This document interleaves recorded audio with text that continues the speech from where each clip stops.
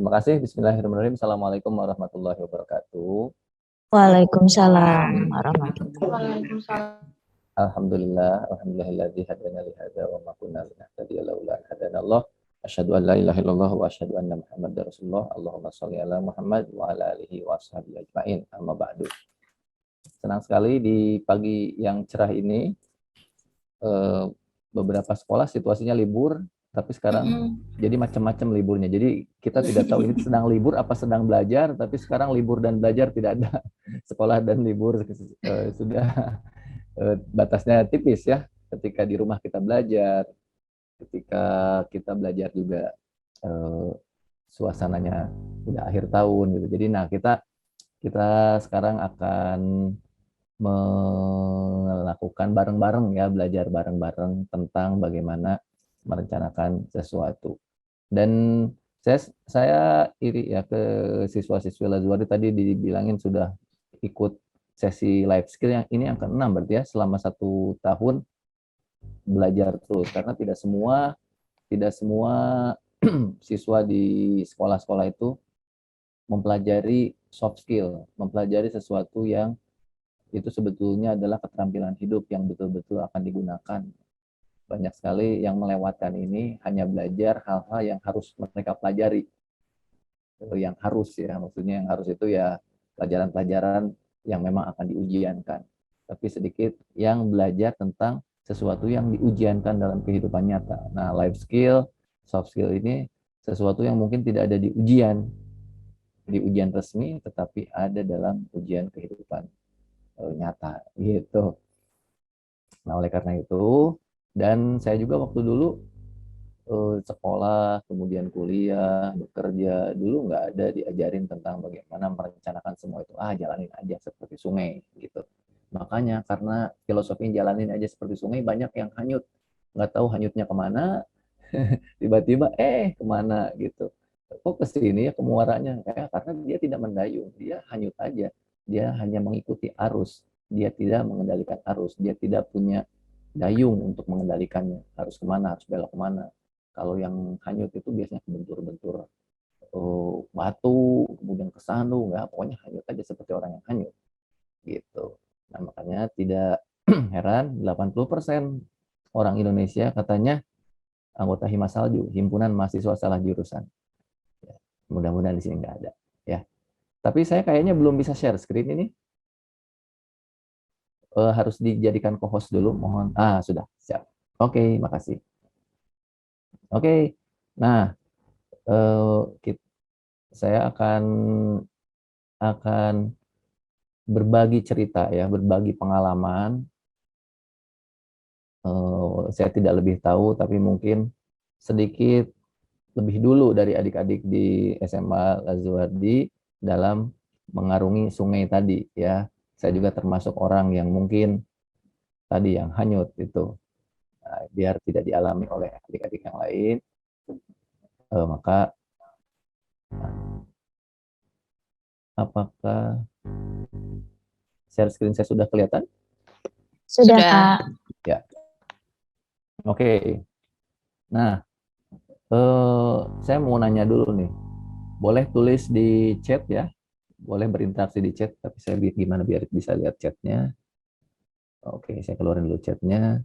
Oke, adik-adik semua boleh ini boleh nulis di chat ya.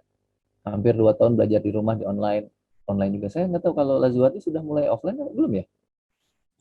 Baru uji coba. Tapi memang terbatas. Kemarin tahap. Ya, bertahap ya. Kemarin nih waktu online full gitu. Kira-kira asik apa bosan ya? Pengen tahu nih. Bosan katanya. Asik, kalau ada yang asik, ada yang bosan.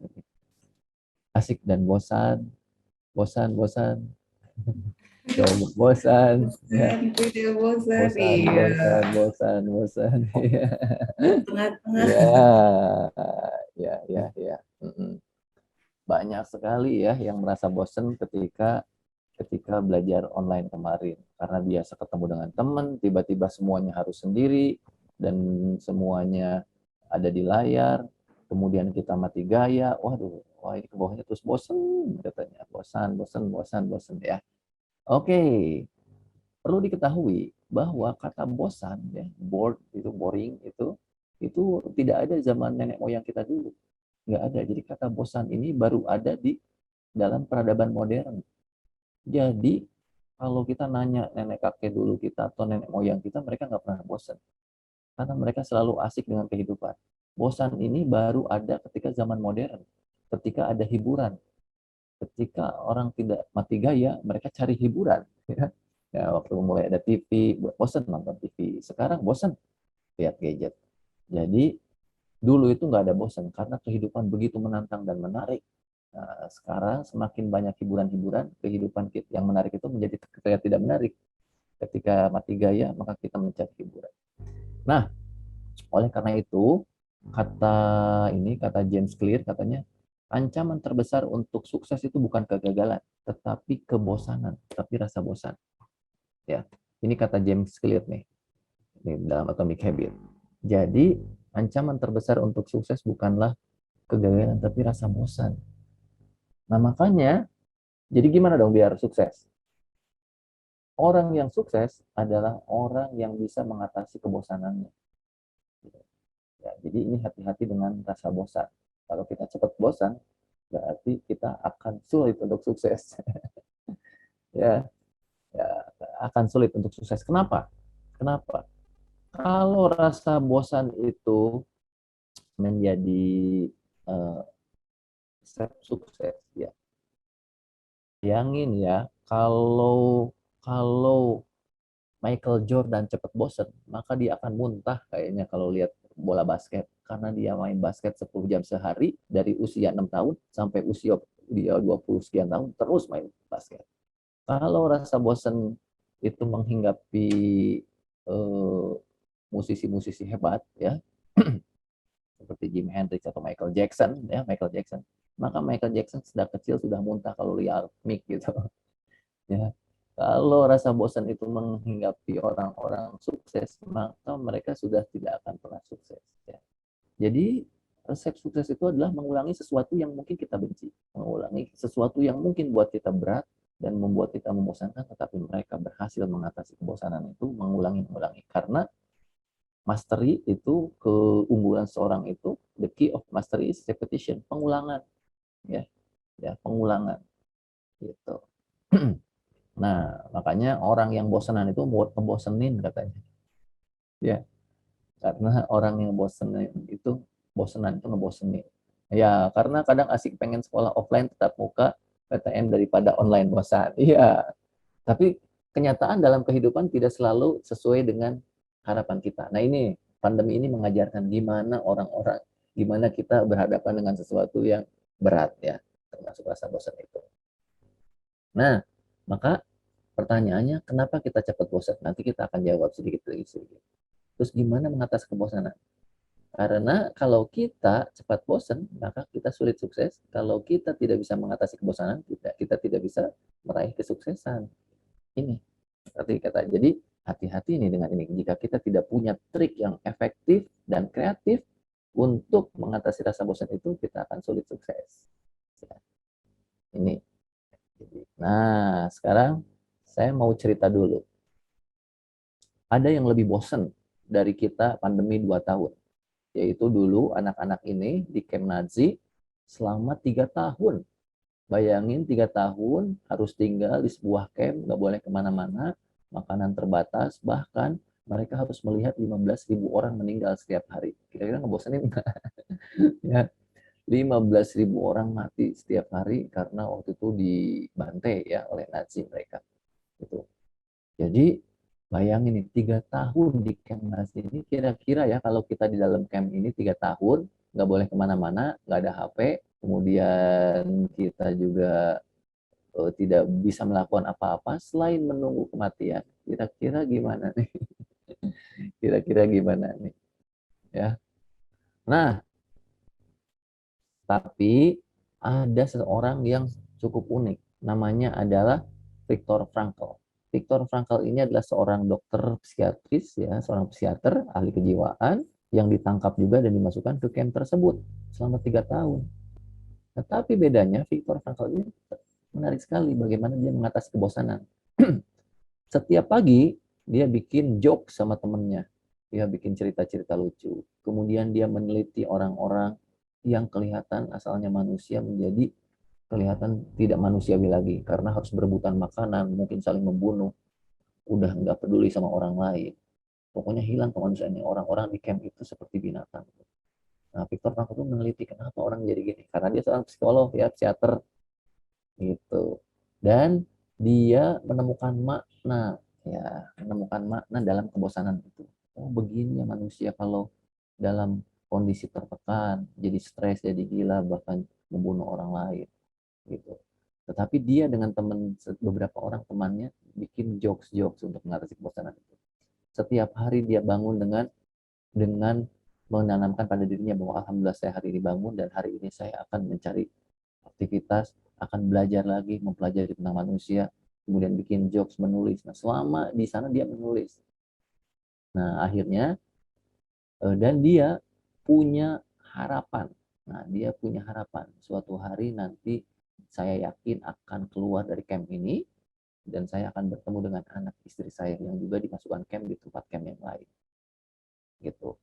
Nah, dia menemukan makna, jadi makna hidup, menghargai persahabatan, gitu. Karena di sana orang sudah tidak menghargai lagi.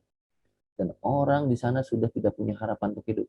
Saya pasti mati, karena tiap hari 15.000 orang dibantai. Tetapi, buat Viktor Frankl, saya akan hidup, saya akan memaknai hidup ini.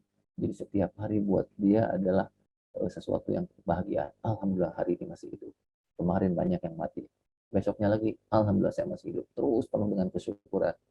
Ya, dia jadi dan hidupnya menyenangkan karena dia meneliti banyak orang dan akhirnya menulis buku ini. Judulnya Man's Search for Meaning. Ya, dan buku ini menjadi buku yang sangat laris di dunia dan fenomenal sekali karena cerita seseorang yang lolos dari camp Nazi karena sebetulnya 3 juta orang meninggal di sana. Ya, tapi nah kemudian ditanya kan si Viktor Frankl ini, kenapa kamu bisa akhirnya hidup? Karena saya punya makna, punya harapan hidup. Dan saya punya perjuangan yang dicita-citakan. Saya punya tujuan. Seandainya saya kalau selamat dari camp ini, saya akan menulis buku dan membagikan pengalaman ini ke dunia. Jadi dia punya tujuan. Sementara yang lain, paling besok mati. Paling besok mati. Benar, besoknya mati. Gitu. Tidak punya harapan dan tidak punya tujuan. Sementara Viktor Frankl punya tujuan, saya harus ketemu dengan istri saya ketemu dengan anak saya menulis buku, saya membagikan cerita ini. Itu punya tujuan. Ya, nah, ada yang pernah nonton film ini nggak? Saya nanya nih. Judulnya Life is Beautiful. Film ini kemungkinan besar terinspirasi oleh kisah Viktor Frankl, yaitu seorang anak yang bersama ayahnya ditangkap di camp Nazi, kemudian tapi anaknya itu nggak paham. Diceritain oleh ayahnya bahwa ini adalah sebuah main games, ya. Jadi kamu nanti akan bermain games dengan tentara-tentara.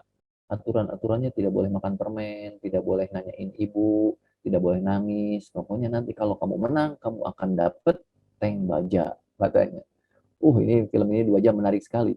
Karena sebetulnya ini camp pengungsi, camp tahanan, ya. Tapi anak ini menganggap bahwa ini adalah permainan. Ya. Ini kita lihat ya. Achtung! Ruhe! Gibt es hier einen Italiener, der Deutsch spricht? Che ha detto? Cerca uno che parla tedesco, spiega tutte le regole del campo. Che sei tedesco? So.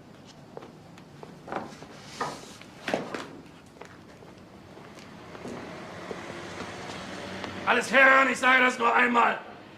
Comincia il gioco. Chi c'è? Chi non c'è, non c'è. Ihr seid nur aus einem einzigen Grund in dieses Lager transportiert worden? Si vince a 1000 punti. Il primo classificato vince un carro armato, vero? Um zu arbeiten. Beato lui. Jeder Versuch der Sabotage wird mit dem sofortigen Tode bestraft. Die Hinrichtungen finden auf dem Hof durch Schüsse in den Rücken statt. Ogni giorno vi daremo la classifica generale da quell'altoparlante là. All'ultimo classificato verrà attaccato un cartello con su scritto Asino, qui, sulla schiena. Ihr habt die Ehre, für unser großes deutsches Vaterland arbeiten zu dürfen und am Bau des Großdeutschen Reiches teilzunehmen. Noi facciamo la parte di quelli cattivi che urlano. Chi ha paura perde punti. 3 Grundregeln solltet ihr nie vergessen. Erstens, versuche nicht zu fliehen. Zweitens, folge jedem Befehl ohne Fragen. Drittens, jeder Versuch eines Aufstandes wird mit dem Tod durch Erhängen bestraft. Ist das klar? In 3 casi si perdono tutti i punti. Li perdono 1, quelli che si mettono a piangere. 2, quelli che vogliono vedere la mamma. 3, quelli che hanno fame e vogliono la merendina. Scordatevela! Ihr solltet glücklich sein, hier arbeiten zu dürfen. Es wird niemandem etwas geschehen, der die Vorschriften befolgt. È molto facile perdere punti per la fame. Io stesso ieri ho perso 40 punti perché volevo a tutti i costi un panino con la marmellata. Gehorsamkeit ist alles. Dal Bigocche. Und noch etwas. Lui di Fragole. Bei diesem Pfiff. Alles raus auf den Hof, aber schnell. Ah, non chiedete i lecca lecca perché non ve li danno. Ce li mangiamo tutti noi. Antreten in Zweierreihe. Io ieri ne ho mangiati 20. Schweigt. Mal di pancia. Jeden Morgen Però erano buoni. ist Appell. Lascia fare. So, das wollte ich euch noch sagen. Dort hinten werdet ihr arbeiten. Ihr werdet die Dimensionen des Lagers leicht begreifen. Scusate se vado di fretta, ma oggi sto giocando a nascondino. Ora vado, se no mi fanno tana. Ya, itu. Jadi seolah-olah ini adalah permainan ya. Jadi buat anaknya, wah dapat lollipop gitu dan lain-lain. Nah akhirnya apa yang membuat si anak ini begitu semangat menjalani permainan ini? Ya, karena tadi menganggap bahwa ini sebuah permainan ya. Jadi semangat ini karena ada tujuan. Tujuannya apa? Dapat tank baja. Dan akhirnya di film ini menarik sekali. Akhirnya si anak ini dapat tank baja karena waktu itu Jerman akhirnya dikalahkan oleh Amerika ya, oleh sekutu, dan anak ini akhirnya diselamatkan oleh tentara Amerika dan tentara sekutu waktu itu, dan akhirnya mendapatkan tank baja. Jadi ini menarik sekali. Jadi ketika kita bisa memaknai dan punya tujuan, bisa selamat. Ya, hanya orang-orang yang punya tujuan dan memberikan makna pada sesuatu, jadi semangat. Ya. Nah sekarang saya pengen nanya dong ke siswa-siswa semua, adik-adik semua. Sebentar, ini ngeheng kayaknya. Oke, nih saya pengen nanya nih. Kalau buat teman-teman semua nih, siswa-siswi Lazuardi, kalau COVID kemarin itu lebih banyak maknanya, lebih banyak musibah atau lebih banyak berkah? Boleh tulis di chat. Lebih banyak musibahnya, lebih banyak berkahnya, lebih banyak asiknya atau lebih banyak nggak asiknya? Boleh tulis di chat. Lebih banyak musibahnya dan nasibnya. Ya, ya, terus yang lain. Ayo yang lain boleh komen di chat ya. Boleh di chat ya. Ayo anak-anak, yang lainnya ada 150-an ini yang belum menuliskan. Lebih banyak musibah Allah dan Nabi nasibnya. Ayo Ya, chatnya. kalau saya setengah musibah setengah nasib ya. Setengah musibah setengah berkah mungkin ya. Oke. Nah tadi buat Viktor Frankl itu, buat orang lain itu ada musibah karena ditangkap di camp, tapi buat Viktor Frankl karena memberikan makna, maka itu menjadi berkah. Banyak musibah. Iya. Oke. Lebih banyak berkahnya katanya. Ini Ayu lebih banyak berkahnya. Kira-kira berkahnya apa ya? Jadi dekat sama keluarga?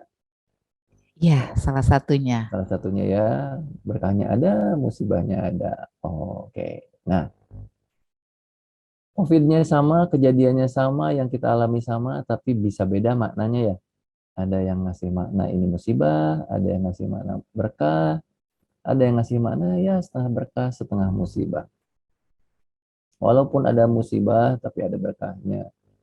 Nasib adalah ujian, hidup ini ujian ya, sehingga kita bisa lolos dengan sabar. Oke. Lebih menghadapi musibah Oke, lebih banyak musibah sedikit berkah. Iya, waduh. Terima kasih sudah jujur nih, ya. Oke, nah masalah musibah berkah mah tinggal gimana kita melihatnya ya. Nah, kita lanjutin nih. Nah, maka kita masuk ke rumus yang pertama. Ya, rumus yang pertama. Nih, kata Viktor Frankl itu life is never made unbearable by circumstances but only by lack of meaning and purpose katanya. Gitu. Jadi masalah musibah dan berkah mah, kata Viktor Frankl tadi yang sudah mengalami kehidupan yang wah coba kita alami kayak Viktor Frankl di camp di sana dengan kehidupan yang sangat terbatas dan menyiksa dan hidup kita ditentukan detik per detik mungkin kita akan dibunuh detik berikutnya gitu ya. Nah kata Viktor Frankl ini nanti ada 3 rumus ya. Nah rumus pertama adalah hidup itu ngebosenin, hidup itu berat buat yang gak punya makna dan tujuan. Gimana biar ringan dan mengasihkan? Ya kita harus membuat makna dan tujuan. Oleh karena itu kita nanti ini kita akan membuat perencanaan hidup lewat proposal hidup ya. Oke, ini rumus yang pertama nih. Buat Viktor Frankl tadi asik-asik aja. Buat yang tadi di film Life is Beautiful itu asik-asik aja. Asal dia bisa bikin itu asik. Bisa bikin itu menjadi tidak berat. Oke. Jadi situasi yang berat ini Camp Nazi dijalani dengan penuh makna karena punya tujuan. Ingin mengobservasi perilaku manusia, ingin menulis karya, ingin bertemu istrinya. Itu yang membuat itu menjadi tidak berat. Kemudian anak kecil tadi di Camp Nazi juga ingin tank baja gitu. Nah, kalau kalian gimana nih? Apa tujuannya?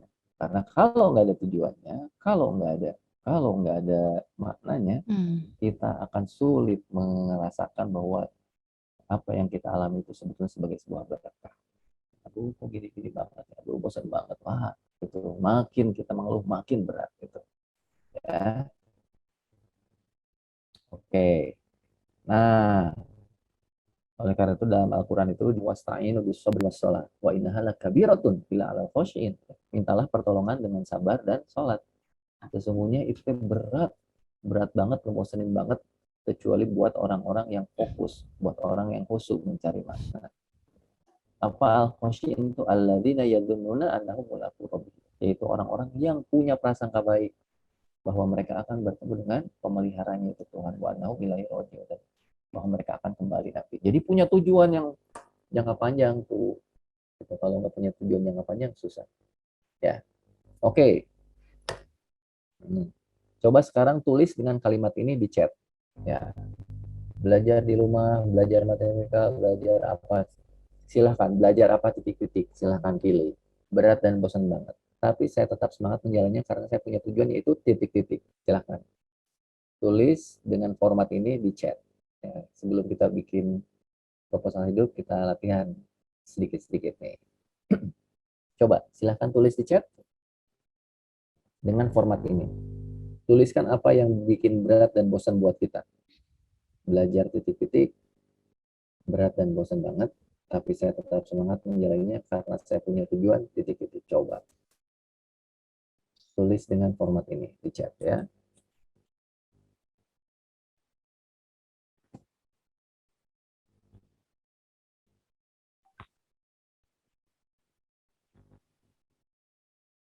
Ayo teman-teman semuanya ditulis sesuai dengan format yang sudah dikasih ya. Nah, boleh. Kalimatnya seperti ini ya dalam bentuk Kalimatnya kalimat. iya. Kalimatnya di-copy dari yang dari Pak Irfan kasih. Terus kalian salin di chat dan dilengkapi. Ayo ditunggu. Belajar di rumah berapa dan bosan, tapi saya tetap semangat menjalani karena saya punya tujuan yaitu membanggakan orang tua. Oke. Ya, apa yang bisa bikin bangga ya, Alif? Apa yang bisa membanggakan orang tua? Bisa ditulis lebih spesifik. Misalnya ngajak keliling dunia orang tua, atau masuk ke perguruan tinggi favorit atau apa. Kalau bisa tujuannya sesuatu yang spesifik. Boleh. Belajar matematika berat, tapi saya tetap semangat karena saya punya tujuan yaitu tetap mengikutinya. Nah, tetap mengikutinya itu tujuannya apa? Nah, kita belajar bikin kalimat tujuan ya. Tujuan itu nanti rumusnya SMART, harus spesifik, measurable, kemudian achievable, relevan, dan timely. Untuk menjadi cerdas. Oke, bisa lebih spesifik lagi? Buat apa cerdas itu?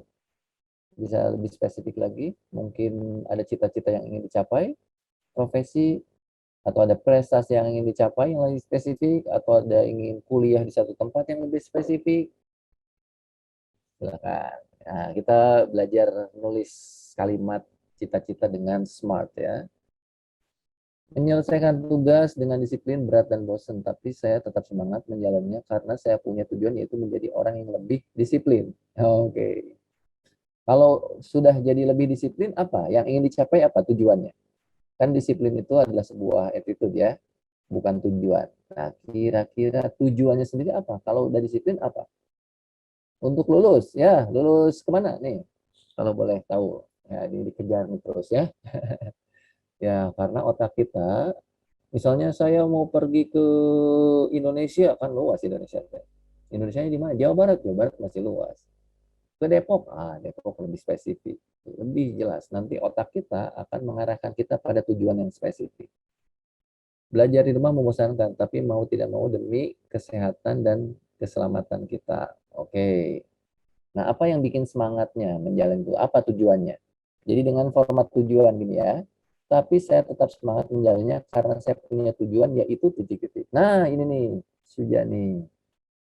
Oh ini Iqbal, belajar di rumah berat dan bosan, tetapi saya tetap semangat karena memiliki tujuan yaitu dapat lulus dengan nilai bagus dan dapat masuk perguruan tinggi yang saya inginkan dengan jalur undangan. Ini udah lebih spesifik nih, udah ada sampai nyebutin jalurnya nih. Kalau boleh tahu Iqbal, jurusan yang saya inginkan itu apa? Tulis nggak apa-apa di sini, nggak rahasia kan? Belajar di rumah berat dan bosan banget, tapi saya tetap semangat menjalannya karena saya punya tujuan yaitu mendapatkan beasiswa ke luar negeri. Ya, mau kemana nih Suja? Dulu saya juga dapat beasiswa dari Ford Foundation dan asik banget ya kalau dapat beasiswa. Belajar coding berat dan susah. Nah, ini spesifik lagi nih belajarnya nih. Belajar coding berat dan susah, tapi saya tetap semangat menjalannya karena saya punya tujuan yaitu ingin menjadi programmer yang sukses seperti Bill Gates. Ini lebih spesifik. Ada contohnya Bill Gates nih. Belajar di rumah berat dan bosan banget, tapi saya tetap semangat menjalannya karena saya punya tujuan yaitu ingin membuat satu karya tulis yang dapat menginspirasi orang-orang. Wah, yang jadi penulis ya, Farsha ya. Farsha Zahra. Belajar di rumah, belajar bahasa Arab, namun saya ada yang belajar bahasa Arab juga ya. Tetap semangat menjalannya karena saya punya tujuan itu agar bisa, ini Muhammad Furqan pengen kuliahnya ke Madinah ya. Wah, kita doakan ya. Keren nih, waduh. Ketika sudah disiplin pasti, yang tadi ya kedokteran ya, yang disiplin itu. Belajar bahasa Indonesia. Oke, sip. Waduh, ini udah banyak banget. Ini semakin spesifik. Semakin formatnya cara menyampaikannya udah semakin spesifik. Ini belajar di rumah tapi saya tetap semangat menjalani karena saya ingin kuliah di BINUS jurusan sains data. Wow, ada calon data scientist di sini. Oke, makasih ya. Nah, menurut survei orang itu ada 3 jenis. Ya, ini tadi yang ini walau bosen tapi dia tetap semangat karena punya tujuan, yaitu tujuannya puncak karir, puncak kehidupan, puncak gunung apapun. Nah, saya mau survei ini. Di sini kebanyakan tipe yang mana? Karena menurut survei di dunia ini manusia itu terbagi pada 3. 18% yang warna pink, mereka adalah tipe quitters, yaitu yang baru nyoba, udah menyerah. Belum naik gunung, baru kaki gunung, males, balik lagi aja, mending makan Indomie di kaki gunung. Kemudian 54%-nya, lebih dari setengahnya, mencoba naik karena ingin mencapai tujuan, tetapi di atas kelelahan dan kebosanan, dan akhirnya dia duduk-duduk, lihat ke atas, males, lihat ke bawah, kayaknya asik, pulang lagi, dia balik lagi. Ini 54%. Dan hanya tersisa 28% yang akhirnya naik ke puncak gunung dan mereka akhirnya mencapai kesuksesan, yaitu orang yang berhasil mengatasi beratnya usaha dan kebosanan ya. Akhirnya 28%. Nah, boleh dong di sini tuliskan saya climber, saya quitter, saya campers. Boleh tulis. Kita bikin survei di sini. Silahkan tulis di chatnya.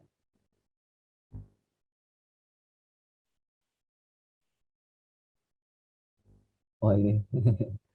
Muhammad Furqon, belajar di rumah dan komputer mesti rumit, tapi saya tetap semangat karena saya punya tujuan, yaitu menghancurkan reputasi Bill Gates dan Mark Zuckerberg karena dia Yahudi. Waduh, ini Muhammad Furqon ini, wah menarik sekali ini. Oke, silakan tulis.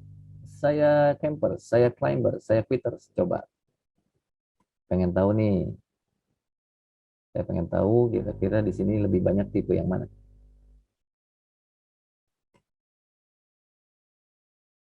Climbers, wah, Abian climbers ya.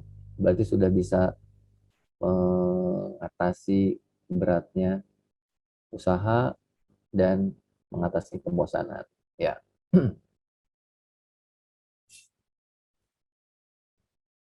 Climbers ya. Oke, yang lain? Ini baru Atar sama Abian nih. Climbers. Coba yang lainnya tipenya apa? Mudah-mudahan tidak quitters ya. Ya campers juga. Oh, campers ya. Oh, campers ya. Itu climber kadang campers ya. Rahmat kadang-kadang Wiki climber, climber. Oh, saya campers pengen pakai motor home van caravan. Oke, ya. Selamat kepada yang tipe climbers, teruslah jadi climbers ya. Untuk campers, coba lawan kebosanan, berusaha ya melatih dirinya untuk nanti coba menjadi seorang climber ya. Oke, terima kasih. Ada yang tahu siapa Muhammad Ali? Muhammad Ali adalah seorang legendaris olahragawan ya, petinju. Kata dia, I hate every minute of training, but I said, don't quit. Suffer now and live the rest of your life as a champion, as a climber. Ya. Jadi saya benci banget sama latihan, sama berusaha keras, itu benci banget. Tapi saya mengatakan pada diri saya, jangan berhenti. Mendingan menderita hari ini, dan sisa hidup nanti akan hidup sebagai seorang juara, sebagai champion. Daripada sekarang menjadi campers atau sekarang menjadi quitters dan menjadi loser seumur hidup. Ya, kita tidak mencapai apapun. Gitu. Saya adalah climber, sekaligus campers. Rumit bagi saya jika saya harus belajar komputer dan harus mencoba merebut reputasi. Ya, dan masuk Great Islam Order. Oh, oke. Ya. Ini nggak mudah ya. Oke, oleh karena itu dalam surat Al-Balad ini ada dikasih pilihan kita itu. Wahdainahu najdain. Ditunjukkan dua jalan, mau jalan mudah, mau jalan susah. Kemudian falak tahama aqobah, tapi dia menempuh jalan yang mendaki dan sukar. Nabi Muhammad itu mendaki jalan yang sukar. Wa ma adraka ma aqobah, apa jalan yang sukar itu? Fakku raqobah au it'amun fi yaumin di masrubah yatimang dan makrobah. Jadi memberi makan orang miskin, yatim itu jalan yang susah. Gitu. Nah, mencari jalan yang susah, kesuksesan yang susah itu akan memberikan kesuksesan yang berharga daripada jalan yang mudah, yang mudun, yang turun, tapi akhirnya menjadi kegagalan. Nah, ini sekarang menjawab kenapa kita cepat bosan. Ini sedikit jawabannya. Ya, kita kalau lihat nih, jadi ada dua cara kita mendapatkan kesuksesan atau kebahagiaan. Ya, ada dua caranya. Yang pertama cara yang mudah, yang kedua cara yang susah. Nih, yang pertama cara yang susah dulu. Dengan kita belajar, kemudian kita dapat nilai yang bagus, kita masuk ke perguruan tinggi, kita bahagia kan? Kemudian kita beres-beres, setelah beres-beres pasti kita bahagia. Tapi beres-beresnya itu nggak mudah. Naik gunung itu juga perlu perjuangan, tapi setelah di puncak dapat kebahagiaan. Nah sekarang ternyata ada cara-cara mendapatkan kebahagiaan yang lebih gampang. Cara-cara mendapatkan kebahagiaan yang lebih gampang, yaitu kita buka Instagram, kemudian kita lihat orang komen dan likes, kita juga dapat kebahagiaan. Nah, karena ketika itu kita mendapatkan dopamin dalam tubuh kita, dalam otak kita. Seperti dopamin yang kita dapatkan kalau kita setelah berusaha. Kemudian main games. Main games itu mengalirkan juga dopamin, mengalirkan kebahagiaan, padahal tanpa harus susah-susah. Kemudian nonton YouTube. Nonton YouTube juga itu melahirkan kebahagiaan dari ngalirin dopamin ke tubuh kita tanpa harus susah-susah. Tadi kita baru sampai kenapa kita cepat bosan. Ini jawabannya. Karena kita sekarang tersedia banyak hal yang bisa membuat cepat kita bahagia dengan cara yang cepat. Maka segala sesuatu yang cepat membuat kita bahagia, maka cepat juga membuat bosan. Maka kita akan terus-terusan mencari kebahagiaan dengan cara-cara yang cepat. Dan kita, otot-otot kita untuk berusaha menjadi berkurang. Sekarang jadi mager ya, karena online terus. Sekarang jadi males ya beres-beres. Sekarang jadi males. Kenapa kita main game 2 jam tidak capek, tetapi belajar 10 menit merasa capek? Karena otot kita tidak dilatih lagi untuk berupaya. Karena pada dasarnya kita itu mencari kebahagiaan, dan kebahagiaan itu didapatkan dari dopamin yang masuk ke otak kita, yang mengaliri otak kita. Dan dopamin, kerasa nggak kalau kita dapat like kita bahagia? Kerasa nggak kalau kita dapat follower baru, wow, bahagia langsung mengalir dalam tubuh kita? Itu kebahagiaan. Sama zat kimianya dopamin itu sama rasanya ketika kita dapat sesuatu yang kita usahakan dengan keras, ya. Nah, jadi tapi mana kira-kira yang akan bisa memberikan kebahagiaan jangka panjang? Tentu saja kebahagiaan yang didapatkan dengan cara yang sulit, ya, dengan cara yang sulit. Nah, ini oleh karena itu, nih dampak pandemi ya, orang yang punya tujuan dan makna dalam yang dalam, dia akan tergoda kesenangan atau pleasure, atau cara-cara mendapatkan kebahagiaan yang dengan cara-cara yang mudah tadi. Jadi perlu daya juang untuk itu. Nah, ini kita masuk ke rumus yang kedua. Tadi rumus yang ke-1, yang tidak punya tujuan, dia akan gampang bosan. Nah, yang rumus kedua, orang yang punya tujuan jelas, kenapa dia hidup? Dia punya 1000 cara untuk hidup di situasi apapun. Ini rumus kedua. Jadi kalau kita sudah menangani kebosanan kita dan punya tujuan, maka kita akan punya cara. Jadi kalau kita punya why, kita akan menemukan 1000 cara, 1000 how. Gimana caranya? Nggak akan mati gaya tuh. Gitu ya.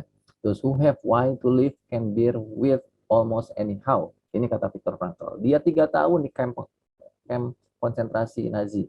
Tapi dia tidak bosan, dan dia punya tujuan, dan dia punya 1001 cara untuk bertahan hidup di sana.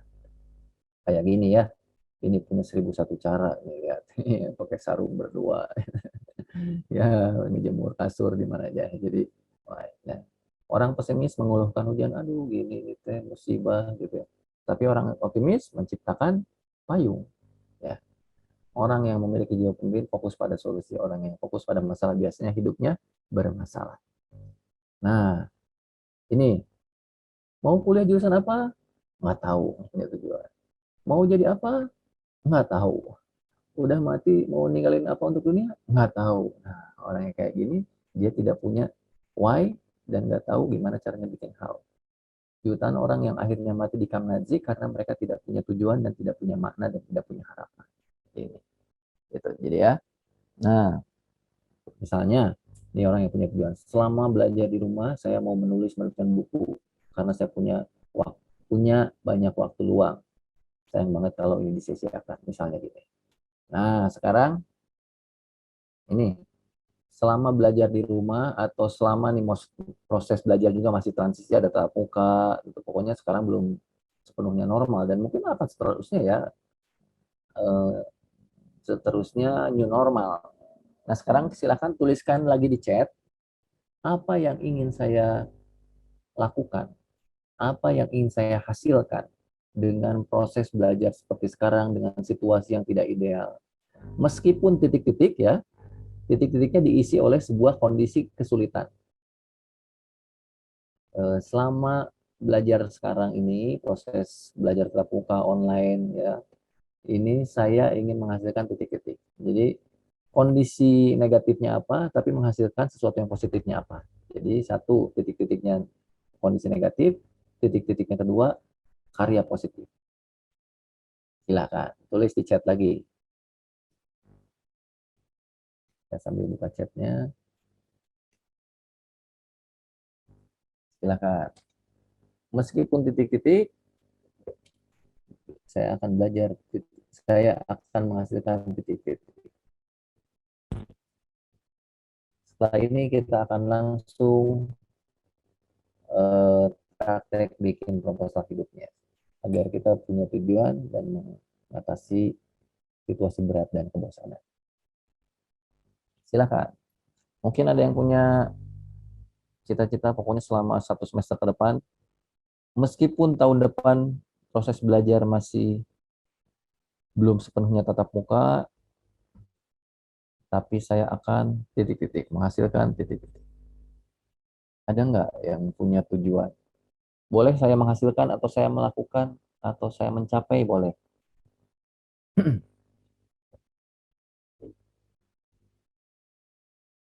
Silakan, apakah ada? Meskipun tahun depan sudah PTM, saya menghasilkan pengetahuan. Nah, kalau boleh spesifik lagi nih, Abian, menghasilkan pengetahuan itu apa? Menguasai satu skill spesifik misalnya apa?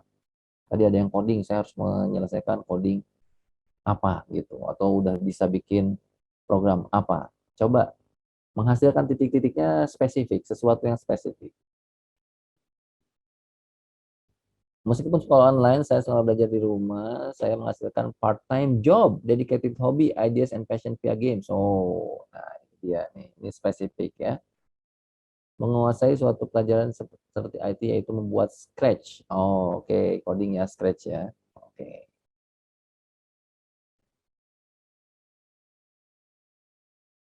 Ini baik sama Abian yang lainnya. Meskipun belajar lain, saya berteman tanpa pertemuan. Oke, Raya ya. Jadi menjalin pertemanan ya, membangun network ya. Oke. Walaupun saat belajar online jadi kurang fokus belajar sekolah, selama belajar di rumah ini saya menemukan banyak hobi baru karena banyak waktu luang. Rahmat, boleh disebutin hobinya apa tuh? Dan kira-kira dari hobi itu apa ininya, nilai positifnya? Apa keterampilan baru atau peluang-peluang baru, network baru? Ya. Oke, sip. Ya, silahkan ditulis lanjut ya. Nah, kita masuk ke rumus yang ketiga. Rumus yang ketiga. Kata Viktor Frankl, when we are no longer able to change situation, we are challenged to change ourselves. Jadi ketika kita tidak bisa mengubah situasi yang menurut kita buruk menjadi bagus ya, tapi kita punya kekuasaan untuk mengubah cara pandang kita terhadap situasi tersebut. Mungkin pandeminya nggak bisa diubah, tapi cara pandang kita terhadap pandemi yang berubah. Saat kita nggak bisa mengubah keadaan, kita ditantang untuk mengubah diri, ya, untuk mengubah diri, ya. Seperti gambar ini, ya gambarnya cuma gini, tapi kita bisa mengubah. Kalau di sini kebanyakan lihat gambar ini kita survei ya, pasti udah pernah lihat gambar ini, tapi saya pengen tahu surveinya. Kira-kira perempuan ini usianya berapa tahun? 19 tahun atau 90 tahun? 17 tahun atau 70 tahun? Kira-kira perempuan ini usianya berapa tahun? Silahkan tulis 17 kalau perempuan muda. Silahkan tulis 70 kalau menurut kalian ini adalah perempuan tua. 20 tahunan katanya. Ya. Oke. 20. Kalau saya sih ini usianya 70 ya. Oke. Betul, ya. Nah, yang lihat, nah Rizky lihat dua-duanya. Kalau yang lain lihat dua-dua. Siapa lagi yang lihat dua-duanya? Jadi gambarnya sama, tapi kita bisa mengubah cara pandang kita. Ya, ini gambar nenek-nenek atau perempuan muda. Oke, Atar juga bisa lihat dua-duanya. Oke. Nah, jadi gambarnya kita tidak ubah, tapi mata kita dan cara pandang kita hanya diubah. Nah, kata Viktor Frankl, saat kita nggak bisa mengubah keadaan, kita ditantang untuk mengubah hidup. Ini 3 rumus. Ya, ini rumus ketiga. Jadi rumus rumus pertama tadi adalah ini, hidup ini berat, ngebosenin buat orang yang nggak punya makna dan tujuan, makanya kita sekarang akan bikin makna dan tujuan. Kemudian rumus yang kedua, orang yang punya tujuan jelas, why, dia punya 1000 cara atau how untuk menghadapi situasi itu. Dan rumus yang ketiga adalah saat kita nggak bisa mengubah keadaan, kita akan ditantang untuk mengubah diri. Oke, sekarang kita praktek. Ada sekitar 15 menit untuk praktek bikin proposal hidup. Siapkan kertas. Kita akan mengubah diri, mengubah tujuan kita, menentukan tujuan kita, biar kita hidup kita menjadi nggak ngebosenin dan nggak berat. Karena hanya orang yang punya tujuan yang hidupnya menyenangkan. Ya. Oke, ini rumusnya. Sekarang kertasnya dibagi 3, dilipat 3 atau dikasih garis 3 bagian ya. Jadi kalau ini kertasnya, kalau ini kertasnya dibagi 3, bagi 3 atau bisa dilipat atau dikasih garis 3 ya. Ini dibagi 3, 1, 2, 3, 1, 2, 3 ya. Dibagi 3 gini kertasnya. Oke. Bagian pertama itu akan diisi oleh potensi, bakat, karunia yang Allah berikan. Bagian kedua cita-cita, impian yang diraih. Bagian ketiga upaya, dibagi 3 ya. Kemudian oke. Nah, ini ada 5 kesalahan dalam menulis proposal hidup yang nanti kita jangan lakukan. Ini saya perbesar ya biar kelihatan. Oke, kesalahan pertama itu adalah tidak spesifik. Misalnya mau jadi orang bermanfaat itu terlalu global, abstrak. Harusnya harus spesifik. SMART itu spesifik, measurable, achievable, relevant, timely. Mau jadi arsitek itu spesifik. Kalau measurable, keterukuran, ada yang tidak terukur. Misalnya ingin punya perusahaan banyak itu nggak terukur. Aku akan lebih rajin dan disiplin, itu tidak terukur. Kalau smart itu ingin punya 3 perusahaan dengan 1000 karyawan, nah itu measurable, terukur. Aku akan tidur jam 9 dan bangun jam 4 pagi, nah itu lebih measurable daripada kata-kata rajin dan disiplin. Itu global, tidak measurable. Kemudian achievable, ingin jadi hafiz 30 juz dalam 1 minggu, tidak realistis ya. Coba dibikin smart, ingin hafal 1 halaman 3 hari, realistis. Relevan, ingin jadi pelukis tapi tidak suka menggambar, relevan ya. Kalau ingin jadi arsitek karena saya suka menggambar dan matematika, itu relevan. Jadi kita harus relevan dengan diri kita, makanya kita harus paham diri kita itu hobinya apa, bisanya apa. Timely, jelas waktunya. Nanti akan menulis satu buku, tidak jelas waktunya kapan-kapan, ya. Biasanya kapan-kapan itu nggak akan terjadi. Mau menerbitkan buku di semester ini, jelas tuh waktunya. Ya, oke? Kita rumusnya harus smart ya, nanti kita tulis smart. Nanti akan saya tunjuk siapa yang nanti akan sharing. Oke, ini contoh proposal hidup. Silahkan di bagian pertama, tulis kata-kata ini. Ya Allah, terima kasih atas semua karuniamu berupa titik-titik. Silahkan ditulis di atasnya, kemudian lanjutkan sisanya. Ini ada contohnya.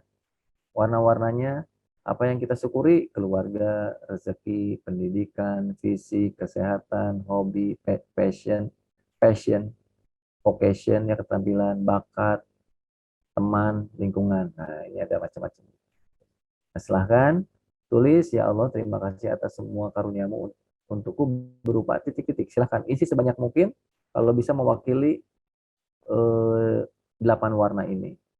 Ini contohnya nih. Ya Allah, terima kasih atas semua karuniamu untukku berupa keluarga, ayah, adik, kakak yang cintaiku. Alhamdulillah ayahku bekerja, memberi nafkah. Aku juga bersyukur bisa belajar. Nah, belajar di Lazuardi misalnya. Ini kebetulan contoh untuk santri-santri kami di pesantren Mas Asih di PWA. Silahkan, waktunya 3 menit. Silahkan ditulis, tulis tangan aja di kertas yang tadi dengan kalimat awal, ya Allah terima kasih atas semua karunia. Ini di bagian pertama, di kertas pertama ya, karena ada 3 bagian. Berapa menit ini Pak Irfan waktunya? 15 ya? Ya ini 3 menit ya. Kalau ini Ini 3 Nulisnya 3 menit. 3 menit. Oh ininya 3 menit. Ya. Oke, ini contoh yang di Pesantren Ulas Asihnya punya Pak Irfan ya? Iya betul. Ya. Jadi ngikutin yang warna-warna itunya ya Pak Irfan ya. Iya, Yang tapi boleh kuning. nambah warna ya. Oh gitu. Biar apa tercakup banyak hal yang kita syukuri yang kita miliki. Jadi bagian pertama ini adalah mensyukuri apa yang kita miliki yang Allah berikan. Tapi bisa lebih dari ini, silahkan. Ya Allah, terima kasih atas semua karunia-Mu untukku yang berupa keluarga yang utuh dan penuh kasih sayang. Kedua orang tuaku yang sampai sekarang masih diberi umur panjang dan kesehatan. Syukur Alhamdulillah atas dicukupkannya dan dilancarkannya rezeki bagiku dan keluargaku untuk kehidupan sehari-hari. Aku juga sangat bersyukur masih bisa diberi kesempatan untuk mengikuti pembelajaran di SMA Al-Zuhardi. Baru sampai situ, Bu. Oke, baru sampai situ Pak Irfan. Ya, Makasih apa-apa. Ayah. Oke, Iya. sip. Ya, nah dilanjutin semuanya nanti ya sampai akhir sehingga di bagian pertama ini kita menjadi eh, bersyukur ya terhadap apa yang kita miliki. Karena berikutnya setelah kita syukur, berikutnya kita akan ya Allah bantu untuk menggapai cita-citaku. Ini ada berapa warna itu? 3, 4, 5, 10 ya. Ya, 10. Spiritualnya, kuliahnya, karir, profesi, tokoh profesi, prestasi, aset, traveling, sosial, jodoh, keluarga lainnya. Silahkan diisi. Ya. Ya Allah, aku bercita-cita menjadi hafiz 30 juz. Setelah lulus kuliah, aku ingin melanjutkan kuliah arsitektur, hobiku menggambar, dan seterusnya. Silahkan tuliskan di sini tujuan, cita-citanya, targetnya, mimpinya yang ingin dicapai. Ya, baik dari segi spiritual, dari segi pendidikan, kuliah ya, mau nanti karir, profesi, tokoh, profesi yang jadi jadi jadi ininya, jadi idolanya, silahkan tulis di situ. Aset yang pengen dimiliki, tempat yang ingin kita kunjungi, kontribusi sosial yang kita akan berikan, jodoh atau keluarga yang ingin kita raih, dan lain-lainnya. Silahkan ditulis. Dimulai dengan kalimat, ya Allah bantulah aku untuk menggapai mimpi dan cita-citaku. Silahkan.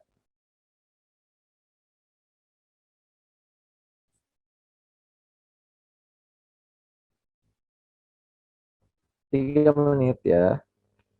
Setelah itu kita cari lagi volunteer. Siapa yang bisa, yang mau sharing.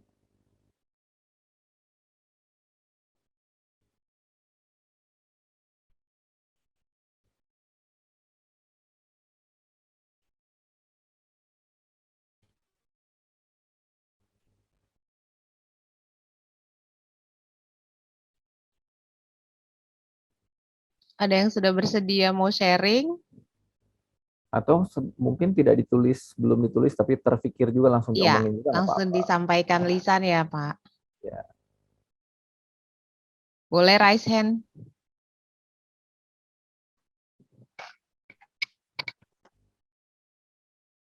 Atau saya pilih lagi ya. Ya, silakan. Saya mau coba Suraya. Suraya. Saya, Bu. Ya. Kamu Baru happy banget dikit. kayaknya saya pilih Suraya. Boleh. Baru dikit nggak apa-apa, Bu? Ya. Nyalain kameranya Suraya. Ya, Bu. Ini langsung baca aja. Oke, bismillah. Ya Allah. Bentar, Bu, ketawa dulu.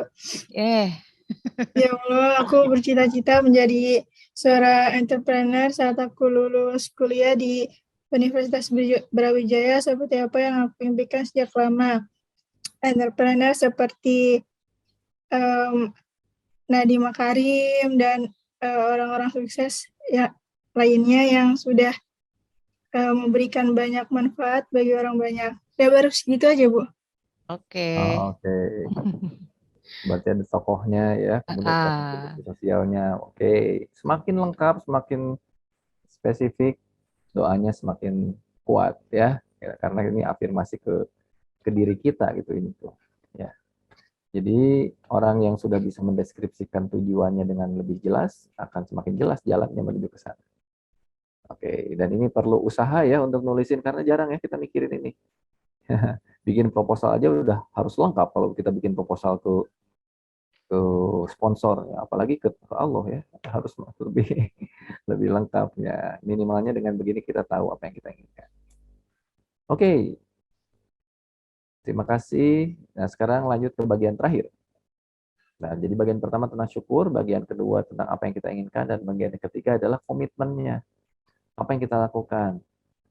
Ya Allah, beri aku kekuatan untuk berusaha mewujudkannya.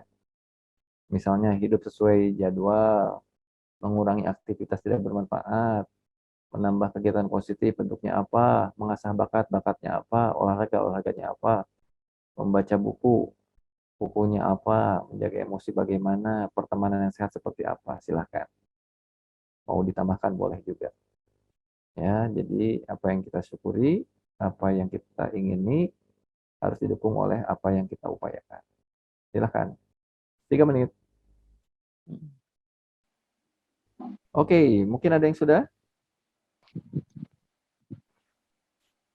Ayo, ada yang mau menyampaikan langsung atau saya pilih lagi?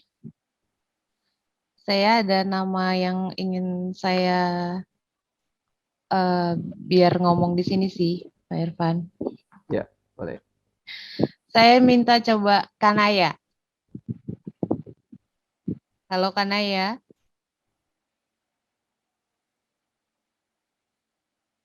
Kanaya? Permisi. Iya, silakan Kanaya. Boleh kameranya dinyalakan?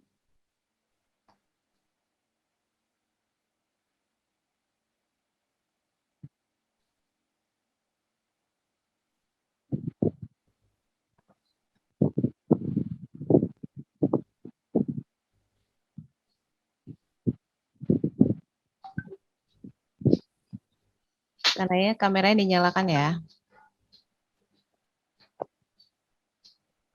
Ayo.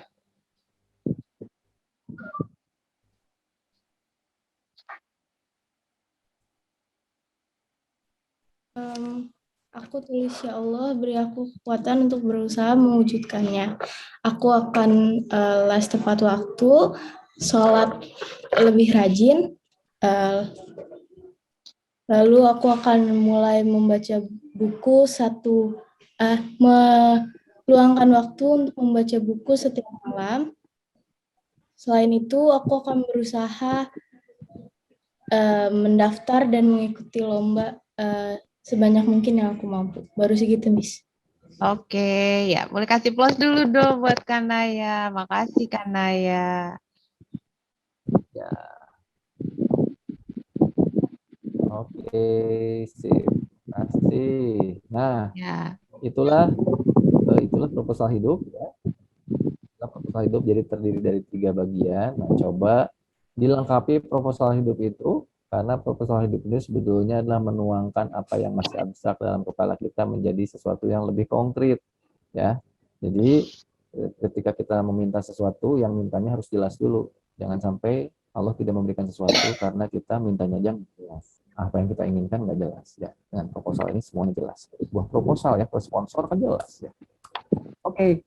Nah, itulah tadi 3 rumus untuk sukses dan ya, atau plus 3 langkah membuat proposal hidup, dari sesuatu yang kita syukuri, kemudian apa yang kita ingini, dan apa yang kita jalani, komitmen yang dijalani. Oke, nah mudah-mudahan itu membekali kita ya, baik secara pengetahuan maupun keterampilan menuliskan rencana ke depan, sehingga apa yang kita cita-citakan bisa tercapai. Demikian, terima kasih. Mudah-mudahan sukses buat adik-adik SMA Lazuardi dan merencanakan untuk sukses dan sukses dalam merencanakan. Terima kasih. Assalamualaikum warahmatullahi wabarakatuh. Waalaikumsalam. Waalaikumsalam warahmatullahi wabarakatuh. Boleh kasih plus-nya untuk Kang Irfan Amali. Wah, inspiratif sekali life skill di penghujung tahun ini ya. Dan pas banget nih buat kita membuat proposal hidup untuk tahun 2022. Kira-kira kalian mau merencanakan apa, targetnya apa, terus usaha apa yang akan kalian lakukan di tahun ini. Nggak cuma buat anak-anak sih, buat Bapak Ibu guru juga, buat saya juga, buat semuanya juga ini penting banget. Nah, kalau misalnya ada yang mau bertanya boleh ya Kang Irfan? Apakah ada yang mau bertanya anak-anak? Boleh, silakan. Boleh, kita masih mungkin bisa lah 5 menit gitu kalau ada yang mau tanya. Furkon mau tanya ya? Kamu raise hand.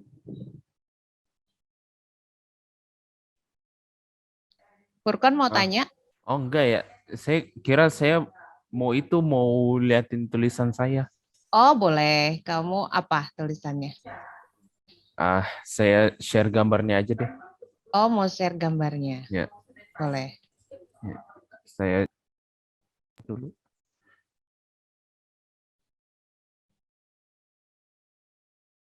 Kamu mau share screen?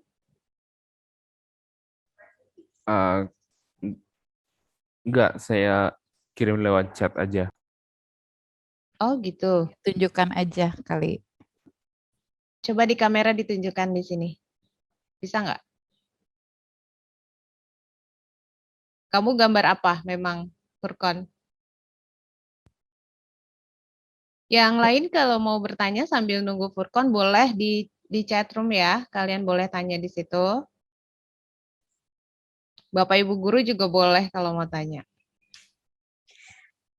Mungkin tadi sedikit mau ini memastikan aja nih Bu Eni. Tadi kan Iya, kita boleh, berarti harus ada cara-cara gitu ya Bu Eni. Gimana cara mengatasi kebosanan itu. Gitu. Tadi kan Pak Irfan menyampaikan kalau kita nggak boleh bosen nih gitu. Nah tapi kalau misalnya nanti ternyata udah datang tuh kebosanan, gimana cara mengatasinya tuh? Misalnya kalau saya di posisi kita sebagai pelajar, posisi sebagai guru gitu. Bisa nggak ada tips-tipsnya gitu Pak Irfan? Terima Oh, kasih. Oke, Bu Ika ya. Iya, iya. Ya, tadi sebelum sempat dieksplor lebih banyak ya. Ya betul, belum sempat dieksplor lebih banyak. Ya, jadi untuk mengatasi kebosanan itu pertama adalah nanti sebetulnya ada yang namanya detox dopamin. Ya, detox dopamin. Jadi biasanya kalau kita bosan maka kita mencari dopamin dengan cara paling mudah. Ya, aduh bosan, langsung buka HP, langsung nonton YouTube, 3 jam. Langsung buka HP, langsung buka Instagram, 5 jam. Ya, itu kita dapat dopamin tuh. Itu karena itu cara yang paling mudah. Nah, untuk mengatasi kebosanan biar kita tidak langsung mencari dopamin dengan cara yang mudah, maka biarkan kebosanan itu sampai ubun-ubun, sampai puncak tanpa dikasih dopamin. Itu yang pertama. Jadi pertama adalah terima kebosanan itu sebagai bagian dari sesuatu yang natural. Ya, jadi kalau kita punya binatang peliharaan lapar, biarkan dia lapar sampai betul-betul kelaparan. Nah, jadi itu di detox tuh. Jadi biar nikmati aja kebosanan. Misalnya kita nunggu ya, kemudian godaannya, buka HP gitu ya.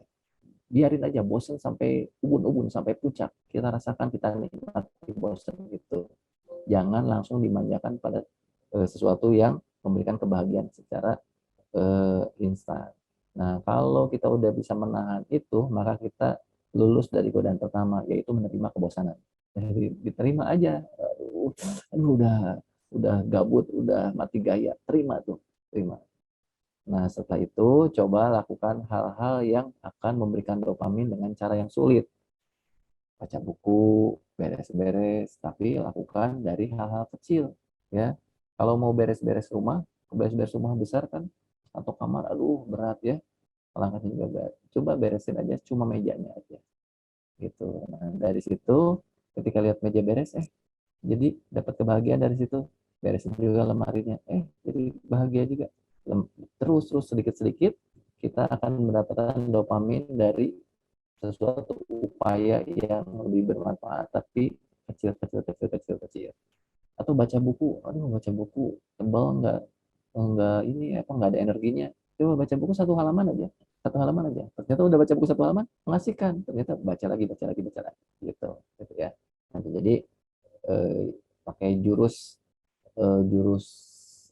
satu langkah, ya, 1000 langkah dimulai oleh langkah pertama. Gitu. Aduh, olahraga malas, ya naik sepeda dulu aja atau jalan kaki aja lah, jalan kaki berapa meter gitu. Nah, terus kita itu merayu diri kita untuk melakukan hal-hal yang mengasih dopamin dengan cara yang sulit, tetapi dimulai dengan langkah-langkah kecil. Gitu. Jadi silahkan coba. Yang pertama tadi, nikmati dulu kebosanan. Jangan langsung kita kasih rasa bosan ini dengan sesuatu kesenangan dengan cara yang mudah. Gitu. Coba. Selamat mencoba. Oke, Ya, terima kasih Kak. Ya, dan kayaknya itu umum ya Kak ya, bisa buat anak-anak, bisa buat guru-guru semuanya gitu ya. Iya. Oke. Betul. Jadi jangan langsung nonton drama Korea, Bu Ika. Udah langsung dapat. Jadi dikit dulu, Bu Ika. Betul ya. Iya benar, kalau udah nonton Coba resep yang jam-jam gampang tuh. dulu. Kadang nonton cara beresin kamar gitu, Bang Irfan, biar rapi. Metode KonMari gitu. Terus jam-jam nontonnya. Rapinya enggak. Tapi masalahnya gitu tuh Kak, kalau misalnya ya udah deh ayo kita beres-beres. Beres-beres 30 menit abis itu mikir lagi ngapain nih, udah rapi nih semuanya. Boleh ke sebelah? Ke rumah saya, Bika. Boleh. Ya. Atau kalau kita mau dapat dopamin yang mudah, itu kita harus kasih ke diri kita itu, saya boleh nonton 10 menit setelah 50 menit atau setelah 20 menit melakukan apa gitu. Jadi kita harus bargain sama diri kita. Jangan memanjakan diri kita dan jangan dibalik. Saya nonton dulu 10 menit, nanti saya 20 menit akan melakukan apa. Biasanya kejadiannya nggak gitu. Nanti terusan ya. Jangan dibalik. Iya, jadi rewardnya belakangan ya. Ya, self reward ya. Ada yang mau bertanya lagi atau ini siapa Furkon? Furkon udah kirim ininya ya gambar. Furkon nggak mau bacain sendiri? Coba kamu bacain Furkon. Nggak usah. Oh nggak usah. Jadi nggak usah dibacain ya? Biar teman-teman bisa baca sendiri aja gitu. Oh iya, saya sudah baca nih. Iya, biar Kang Irfan yang baca deh. Besok rencananya kita juga akan ada sesi penyusunan ya Bu Eni ya. Jadi kertas yang sudah ditulis tadi sama kalian jangan dibuang dulu karena besok itu akan dilanjutkan nih Kak untuk penyusunannya. Mungkin akan dirapikan lagi dan ditambah lebih detail lagi. Ya. Gitu. Kalau di pesantren kami, jadi pas masuk itu awal semester bikin, akhir semester dicek lagi, diperbaiki lagi, dan harus ditempel ya atau dilihatin ke teman atau ke orang tua biar ada yang membantu untuk mendoakan. Betul. Direvisi terus tiap semester, direvisi terus. Kita juga akan ada sesi presentasinya juga biar yaitu menjadi doa bersama. Jadi nanti skupnya di kelas gitu Pak Irfan. Gitu. Jadi anak-anak saling mendoakan gitu ya, saling mengingatkan juga terkait dengan tujuan hidup mereka. Bu Eni boleh ngomong nggak? Boleh. Enggak, saya mau ini aja mau nanya atau mau komentar aja sih Kang Irfan. Yang tadi Kang Irfan bilang kalau ada 3 jenis orang di bumi ini. Pertama ada quitters, kemudian ada campers sama campers ada dan climbers. Saya malah ngelihatnya ada 4 jenis orang malah kalau sekarang nih. Satu lagi apa Pak? Satu lagi tuh orang-orang yang dia ngumpul sama quitters tapi nyinyirin orang yang mau naik ke atas. Astagfirullahaladzim. Semoga nggak ada di sini ya kalau beneran, tapi kelihatannya kalau kita buka medsos tuh ada aja tuh orang-orang yang ngumpul bareng-bareng quitters tapi suka nyinyirin, ngapain sih ke atas, ngapain sih capek-capek, ngapain sih di atas sama aja sama di bawah dan lain sebagainya yang jumlahnya makin hari kayaknya makin banyak populasinya tuh Kang Irfan. Ya. Betul nggak sih kayak gitu? Betul. Nah untuk itu kita harus ingat cerita katak yang naik itu. Ya, Jadi ada saya seekor pernah. katak yang dari bawah kan loncat terus gitu ya, Iya. sama katak yang lain, udah nggak usah loncat, wah kamu ngapain loncat terus, loncat ke atas. Dia kan di sebuah sumur ya, mau naik ke atas itu semuanya kataknya di bawah. Ada satu katak yang terus loncat dan yakin bahwa dia akan sampai. Padahal itu hampir mustahil. Makanya kata-kata quittersnya itu bilang yang lain itu, udah nggak usah loncat terus, udah percuma, kamu nggak akan sampai sana, udah sama kita aja di sini lah, mati bersama gitu. Terus kataknya itu loncat gitu. Nah udah gitu, akhirnya bener dia bisa sampai atas, bisa sampai ya, selamat dari sumur itu gitu. Kemudian yang lainnya aneh, kamu hebat, kamu gimana caranya gitu. Kataknya tuh diam aja, ditanya, dipuji, diam aja. Ternyata kataknya itu adalah katak tuli ya, jadi kataknya itu nggak dengar. Ya, pantesan disorakin diapain, dia loncat aja. Jadi jadilah campers dan jadilah climbers yang tuli. Biarin quitter mau ngomong apa, ya jalan aja. Gitu. Atau dia dengernya memang lagi dimotivasi gitu ya. Jadi bukan lagi dihujat. Iya. Ada lagi yang mau tanya, aduh kayaknya nggak mau selesai nih kalau sama Kang Irfan. Kalau saya kayaknya goals berikutnya pengen jalan-jalan ke pesantrennya Kang Irfan, Bu Ferda. Kita ke Garut. Yuk, ikut. Karena lihat di Instagramnya dia Desember justru udah tutup ini pendaftaran sekolah, luar biasa. Oh iya. Iya. Cuma sayang banget Kang Irfan, ini waktunya kayaknya sudah hampir habis gitu ya, malah mungkin sudah habis. Jadi mudah-mudahan ada sesi lagi, kita ketemu lagi di berikutnya, atau mungkin mudah-mudahan sudah kondisi sudah kembali stabil sehingga Kang Irfan malah tatap muka langsung ke sini seperti dulu. Jadi langsung interaksi sama kami di sini gitu. Terima kasih banyak atas sharingnya gitu. Insya Allah ini sangat-sangat bermanfaat buat kami semua, bukan cuma buat anak-anak tapi juga buat kami Bapak Ibu guru semua di sini. Dan mudah-mudahan ini langsung bisa direalisasikan ya untuk perencanaan tujuan hidup kita di tahun 2022. Amin. Iya, ada yang mau disampaikan Bu Ferda atau Bu Al untuk Kang Irfan sebelum saya tutup?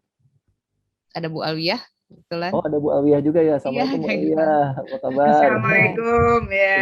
Salam Kang Irfan. Ya. Alhamdulillah senang banget ini bisa dapat motivasi khususnya buat anak-anak dan juga buat kita semua, termasuk buat saya juga masih haus motivasi. Ya, alhamdulillah bagus banget dan semoga ini ya betul-betul membawa efek yang positif buat anak-anak. Dan tentunya saya setuju sama Bu Eni, nggak bisa cuma sekali. Jadi kapan-kapan mohon kesediaannya Pak Irfan lagi untuk diundang gitu ya. Sekarang kan enak nih ya, selama pandemi ini dengan Zoom ini kan lebih meringankan ya. Iya, betul. Nggak harus perjalanan jauh-jauh gitu. Ya. Dan saya juga mau ikut Bu Eni kalau nanti ke pesantrennya Kang Irfan. Iya Bu. Oh, insya Allah. Ya. Pak Haidar juga mau ke sana nanti. Ya, mudah-mudahan. Oh gitu. Iya boleh. Boleh banget Bu, dalam waktu dekat ya Bu. Insya Allah kalau udah pandeminya udah selesai ya. Iya baik, tak terasa ya kita sudah udah 1,5 jam ya bersama di Life Skill Season 6 ini. Terima kasih banyak sekali lagi Kang Irfan atas sharingnya, atas ilmunya, atas semua yang disampaikan. Dan juga terima kasih buat seluruh siswa kelas 10 dan sampai kelas 12 yang sudah menyimak dengan baik, fokus, dan semangat selama sesi Life Skill. Terima kasih juga Bu Alwiyah, Bu Ferda, Pak Pur, Bapak Ibu guru semua. Saya selaku MC di hari ini mohon maaf jika ada hal-hal yang kurang berkenan. Dan sampai ketemu lagi di Life Skill tahun 2022 dengan berbagai narasumber yang tidak kalah serunya. Sampai bertemu kembali. Terima kasih Pak Irfan. Assalamualaikum warahmatullahi wabarakatuh. Terima kasih ilmunya. Assalamualaikum.